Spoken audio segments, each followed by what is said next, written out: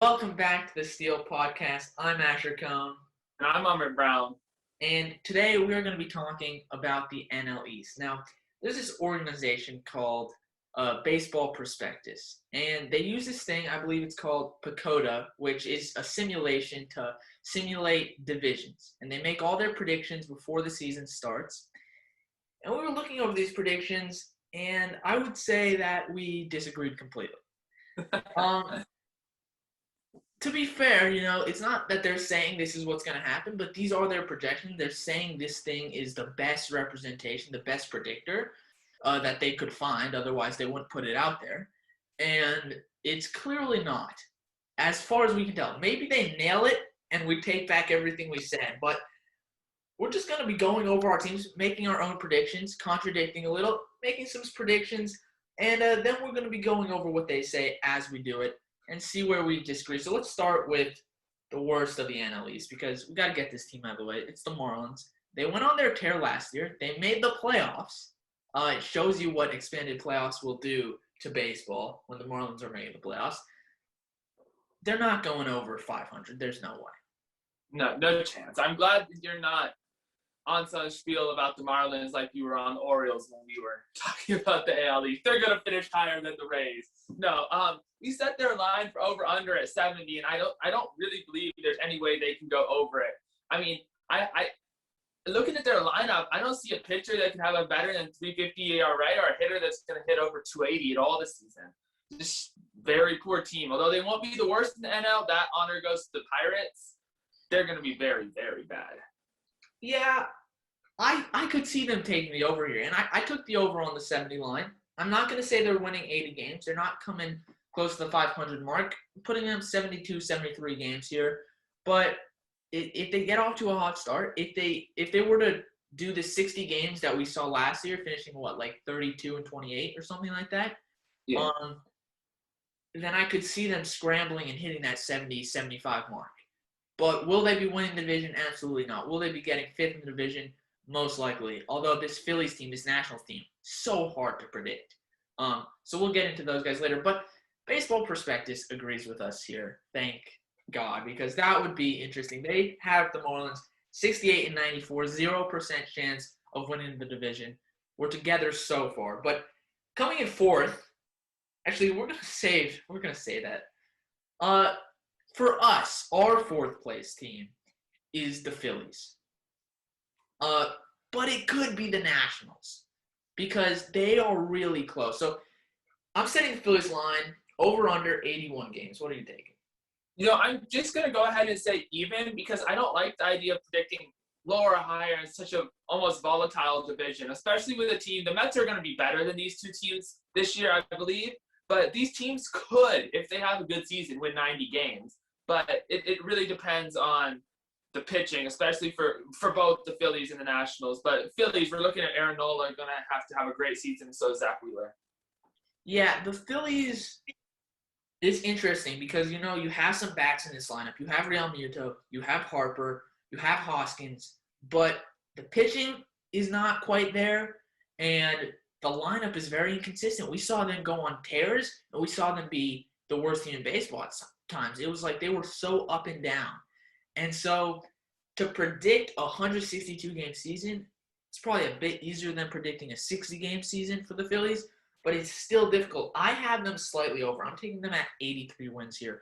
But do I take them in the fourth spot? I do. I have the Nationals beating them slightly. I think Harper's the curse of this team, to be completely honest. I mean, he leaves the Nationals, they win the World Series. The best thing Phillies fans can hope for is they trade Harper at the end of the season, and then they'll win the World Series the next season. I mean, Harper still seems like a bad buy, even though he produced last year. Wouldn't you agree?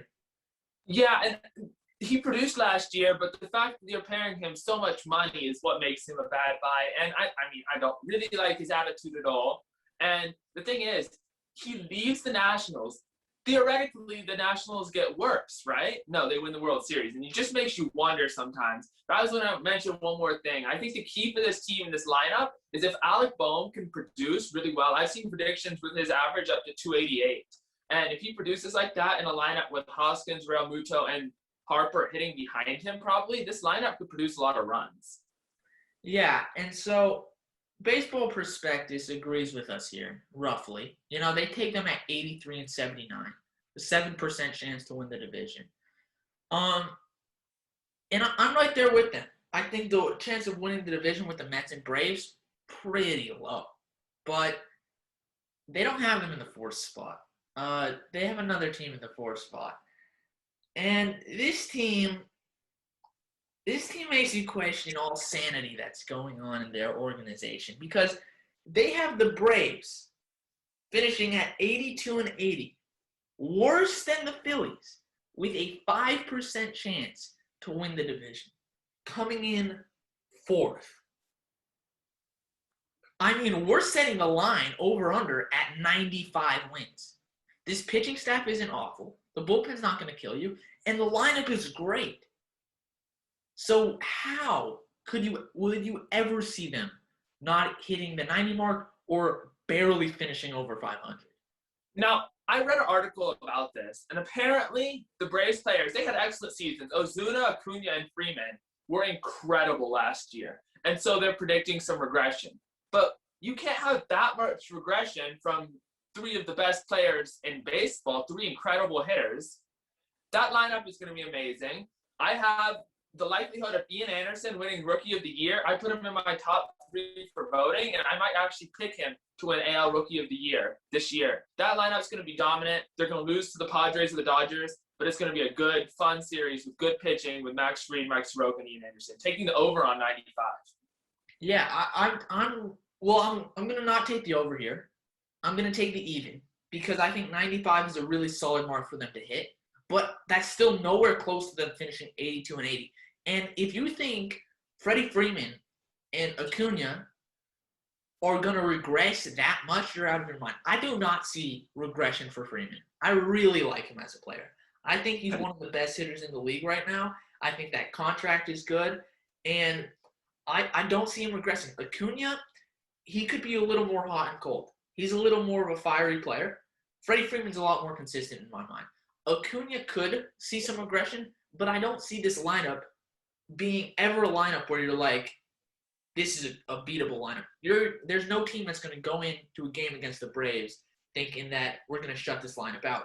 It's a powerful lineup, and for them to not even hit 85 according to this, finish fourth in the division, not even make the playoffs. I mean, what could this projection possibly be based on? A bunch of Mets fans? I mean, you know what? The Mets have been, according to this, they should have won the division the past 2 years also. That they had the Mets winning in the past 2 years with the Braves team that was so much more powerful than a Mets team that didn't have Carrasco or Lindor. So sure, Carrasco and Lindor make this team, the Mets team, better. But the Braves are so much better. We haven't mentioned what they've got in the rest of their lineup. Ozzie Albies and Dansby Swanson is a great middle infield. And then they've got Austin Riley, who I believe is going to show up for them and be a much better player this year as he continues to grow. Yeah, and I think I know where Stephen Cohen's money went. It was paying these guys, all right? Because apparently they think the Mets are the best team in baseball. I mean, we'll get to them after the Nationals because we got to save the Mets for last year. But there is no way, in my mind, the Braves don't win this division. I think the Mets have a chance of catching them, but I take the Braves over the Mets any day this coming year. Yeah, I have to agree. There's no way. The Mets could make the playoffs because it's going to be interesting. I think there's that 5th wild card spot that's going to be competitive. And right now it looks like the Mets might be able to get it. But the Braves are taking this division all the time. Yeah, I think the Braves having a 5% chance to win this division is absolutely outrageous. Another team they rank above the Braves is the Nationals. They have them at 85 and 77. We put the line at 83. We're both taking the over here, but not by much for me. What do you think? Yeah, I'm also going to sit around 84, 85, and I think that's because of the question marks around if the pitching can continue to produce, and I think it will be able to produce. Scherzer, Strasburg, and Corbin, as long as they're healthy, that's a pretty good big three. You're looking at a division with pretty good pitching if they stay healthy. But the main guy I'm looking at here is Juan Soto. And I was talking to Nash earlier, and I think he could win the Triple Crown this year. The first guy since Miguel Cabrera. He's on a 162 game pace for 36 home runs. That won't win him the Triple Crown, but if he goes above that by maybe 10, 15 home runs, which is plausible, he could win it. And he's hitting behind Trey Turner, which is an awesome supply of RBIs. And then he led the league in batting average last year, the NL in batting average. So we'll have to see. That's good lineup, though. No, yeah, I would take him to give the best chance to win the Triple Crown. I don't think we're going to see it. And the reason why is because baseball has become so much more specialized in terms of you have your home run hitters, you have your average hitters. The combination is just less and less do we see a combination where you have a home run topper who's also leading the league in average. So I think winning the category of home runs is a tough thing to do now in baseball. But could it happen? I'd give him the best odds to do so out of anybody in this league. I will say that this pitching, when healthy, like you said, is a lot better than it gets credit for sometimes. And this Nationals team has had some cold starts in the past, but they've also played some good baseball. I think they're going to have a better start this season.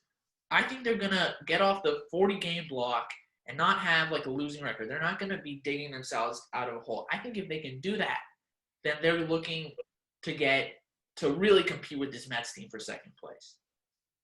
Yeah, I agree. And I think maybe the best competition the Mets have for this fifth wild card spot is in the division. Because you look at the Central, there's one team coming out of the Central. And I'm pretty sure we both know the Dodgers and Padres. One of them's going to win it. The other one's going to get the first wild card. So looking at the rest of the teams, I think the best next two teams could be the Phillies and the Nationals. And they're hot and cold teams. But if they're hot during the season, they could be competing with the Mets for the wild card spot. Yeah, no, I was behind this Phillies team a lot before last season and the season before, and they didn't really show up. But they still have that potential on paper. So they still could be good. This Nationals team, you got to remember they won the World Series 2 years ago. I mean, that's not always the best indication. Obviously, the Red Sox won in 2018. I knew he was going to say it. I knew he was going to say it. As soon as he said something, I was like, oh, boy, he's going to say something about the Red Sox. No, but I see what this is? World Series ring right here. Yeah, it's the only one you're going to be holding on to for a while. Oh, my God. Here's what I'll say about the Nationals, okay? I didn't think the World Series was a good representation of that team at the time. So I don't really think that, even though I just said they did win the World Series, I don't think that's a great argument to make because I don't think they're a World Series winning team. I don't really think they're a playoff team, but I think they have the second best chance to do so to get that second wild card spot in the NL.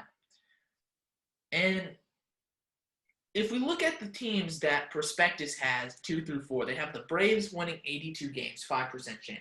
They have the Phillies winning 83 games, 7% chance. And they have the Nationals winning 85 games, 10% chance. And then they have the Mets winning 96 games with a 77% chance to win the division. This makes zero sense. This makes no sense. Their offseason was what I would characterize as a disappointment. All right? They got Lindor, they got Carrasco, and felt like that was about it. They didn't sign any of the 3 big names who were on the market. They are not better than this Braves team. We're putting the line at 90 games, and I'm taking the under. I say they win 88, 89 games, and they lose the wild card game to the Padres by double digits. That's how I see this Mets team. Look, they're going to finish with a better record than the best team in the NL Central, and I'm still taking the even right here. They're going to be better than all the teams in the NL Central, and it's because they acquired Carrasco and they acquired Lindor, and this team was already pretty okay. Their bullpen was atrocious, but they have Jacob deGrom. They have Noah Syndergaard. DeGrom might be the best pitcher in baseball. Syndergaard could be really good, but it's just the disappointing part was they didn't get anybody. And although it was a good offseason, we were looking at something where it was the second best offseason in baseball. With all that money that apparently they were paying to these Pacoda people, they should have been able to sign somebody else, right? I mean, look, it was so disappointing. I really expected them to get somebody. I was honestly thinking we were going to have a better team than the Yankees in New York. I'm really disappointed in that. Listen, I thought Springer was for sure going to the Mets. And then I thought Bauer was for sure going to the Mets. Like, if somebody said, make a bet here, I would have been pretty confident that I would have made money off of it. But they got no one. And for them to say that this team, okay, you get a healthy DeGrom that pitches great. You get a healthy Syndergaard. That's a big if. But if you get a healthy Syndergaard that has a season that his potential points to, because he has a lot of talent, and then you have Carrasco have a really solid season for a third pitcher, this team still doesn't beat the Braves. Like, I still don't take them to beat the Braves. And I do take them to make the playoffs, and maybe they go on a run if all those things come true. But I still don't take them to be better than the Braves. To say they have a 77% chance to win the playoffs compared to the Braves' 5% chance, I mean, these predictions lose all credibility in my mind. Exactly, because it just makes no sense. And the fact that the Mets haven't won the division in the past 2 years, and this program is really high on them for some reason, it just lends to the idea that something is wrong inherently with the program and that something should be changed about it because it's not right. I mean, looking at other divisions, it's going to be correct about the Yankees in my mind and the Dodgers and the Padres in those divisions. But the Braves should be right behind the Dodgers and the Padres and the Yankees in power rankings, but they're only projected to win 82 games. It doesn't make sense to me. Yeah, and I'll give them credit that I believe this is the hardest division to predict. But to have the Braves finishing fourth, I mean, you have one job with this division. You slot the Braves at number one, and then you can file the next three teams in any order, and you won't get called out because that's how close I believe the Mets, Nationals, Phillies are. Uh-huh. But to have it in where the Mets, if you switched the Braves and Mets names, where you had Braves 96 and 66, the Mets at 82 and 80, people would be fine. They would say that, listen, I think the Mets could do better, but you wouldn't really have a huge argument there because we haven't seen what this Mets team can do. We've seen what this Braves team can do, and it's certainly not barely scraping past 500. 100%. And I mean, look, the Mets I think they're going to finish in second and get that playoff spot. But I wouldn't complain. I would think, oh, well, the program probably sees something that I don't, probably. But I'm 100% sure that I'm seeing something right now the program does not, in the fact that the Braves team is the fourth best team in baseball and is most certainly not going to win 82 games this season. It's going to win a lot more. Yeah, I mean, I'm excited to look at. We've looked at some other projections, and they look reasonable. They do look reasonable. Although I believe last year they had the Reds winning the division. So they've had some questionable predictions. If they're trying to be controversial, then I back it. But the fact is, it's a program. It's not an opinion. So they're saying that we have this program that simulated the entire season, and this was the result. That makes no sense. If there was a sports writer saying this, then it's opinion versus opinion. But apparently this is like a solid simulation, and that's why I just don't understand it. But this is our NL East standings. We basically agree here. It's Marlins in fifth, Braves in first, and three teams can scramble it up in the center. Uh-huh. I do think the Mets will win the scramble because of Lindor and Carrasco's ads. If without those two, it was just going to be, who knows at this point. But yeah, it's going to be the Mets on top as of now. If they just get off to a slow start and it doesn't look right and they can't win great games when DeGrom is pitching, then I'm going to switch everything up, say anybody can have that spot. A second place team in the Central could have that spot. I'm not sure. Yeah. So we've done the AL East, we've done the NL East. If you guys want us to keep analyzing divisions, kind of giving our over-under, our predictions about each team, and we can also do some reactions to other people's predictions. I know the MLB is coming out with their top 100 players, which I guarantee we will completely disagree with. So that'll be fun. We'll make an episode on that. As you can see, we have some new setups as well. We're trying to up the quality as we get more into YouTube. But we're going to be coming out with a lot of episodes. Be on the lookout for a main podcast episode coming out soon where we analyze the Padres. That'll be a lot of fun. And follow us on Instagram. Trivia's coming up Wednesday. We've got a lot of things planned. Thank you guys so much for watching. Leave a like, subscribe. We'll see you guys next time.